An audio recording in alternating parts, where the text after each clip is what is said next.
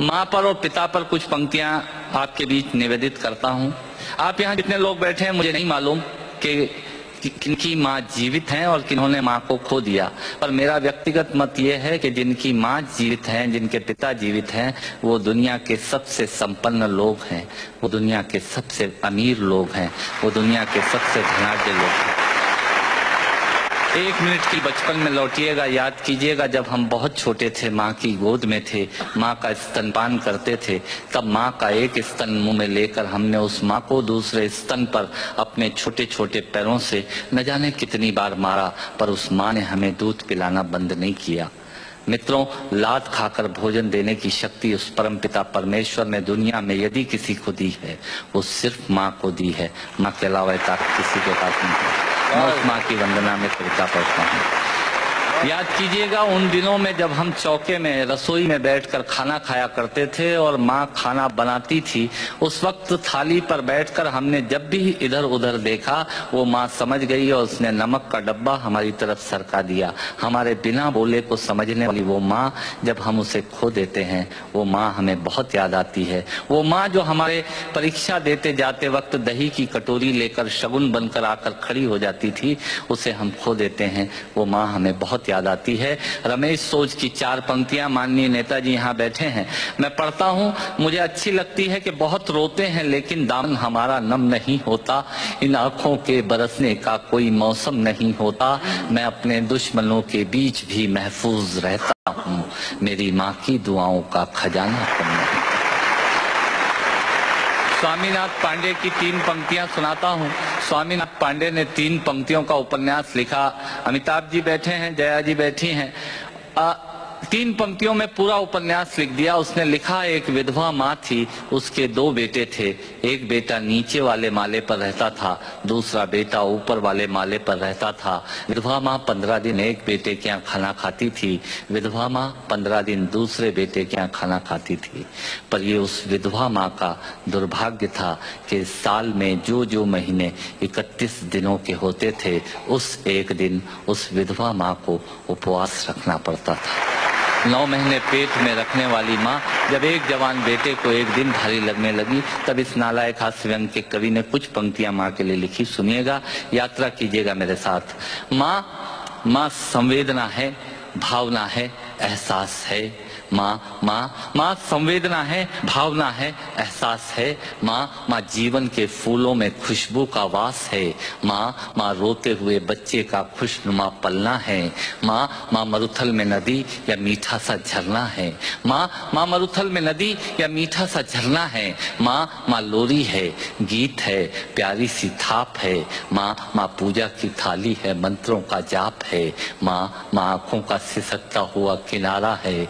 माँ गालों पर पप्पी है, ममता की धारा है। माँ झुलसते दिनों में कोयल की बोली है। माँ मेहंदी है, कुमकुम है, सिंदूर है, रोली है। माँ कलम है, दवात है, स्याही है। माँ परमात्मा की स्वयं एक गवाही है। माँ त्याग है, तपस्या है, सेवा है। माँ फूंक से ठंडा किया हुआ कलेवा है। माँ अनुष्ठान है, साधना है, जीवन का हवन है। माँ जिंदगी के मोहल्ले में आत्मा का भवन है।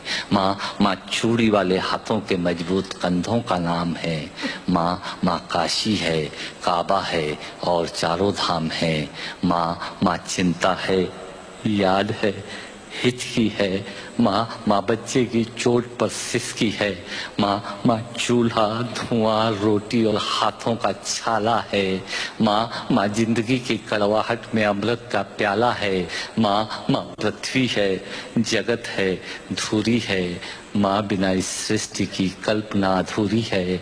तो माँ की ये कथा अनादि है, ये अध्याय नहीं है, और माँ का जीवन में कोई पर्याय नहीं, और माँ का जीवन में कोई पर्याय नहीं है। तो माँ का महत्व दुनिया में कम हो नहीं सकता, और माँ जैसा दुनिया में कुछ हो नहीं सकता। माँ जैसा दुनिया में कुछ हो नहीं सकता। तो मैं कविता की ये पंक्तियाँ माँ के नाम करता हूँ। मैं दुनिया की सब माताओं को प्रणाम करता हूँ। और कहा साहब के बिना पिता के माँ का अस्तित्व नहीं होता। किसी ने शेर कहा कि पक्के फल पेड़ों से रिश्ता तोड़ जाते हैं और अपाहिज बाप हो जाए तो बेटे छोड़ जाते हैं। पिता जब पुत्र को बाजार में ले जाता है और जेब में 50 रुपए होते हैं और बच्चा 200 रुपए के सामान को खरीदने की जिद करता है, उस वक्त एक पिता की विवशता और बच्चे की जिद, इसके बीच के एहसास में खड़े होकर पंक्तियां सुनिएगा पिता क्या होता है। अमिताभ जी आपको समर्पित करता हूं। अमर सिंह जी बैठे हैं। पिता जीवन है, संबल है, शक्ति है।